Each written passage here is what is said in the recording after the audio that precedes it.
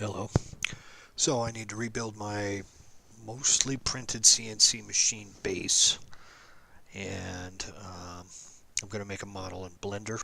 Here's where I set my measurements. You've got metric or imperial. I use imperial for inches, and that's what that is. So I imported some feet from the model from off of Thingiverse. Made 4 of them, kind of roughly lined them up, and changed the grid up. Matched it up for that.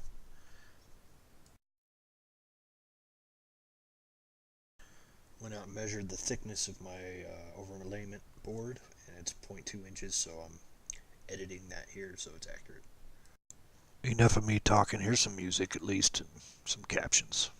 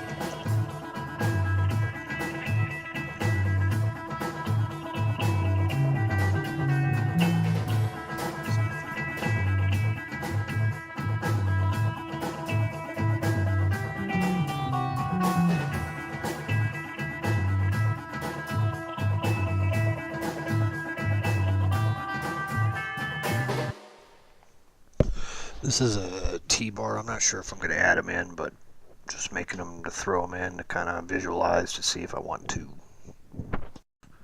So here's the model that I've come up with. I went a little overboard, brought in all the parts, made little fake bearings, threw all those in there. No bolts, but you get the point. At least I can model it and maybe animate it later. We've got Z-axis, or Z, the weirdos say. It's Z. Here's the Y-axis. It's a little upside down here for how it's actually oriented. And the X-axis here.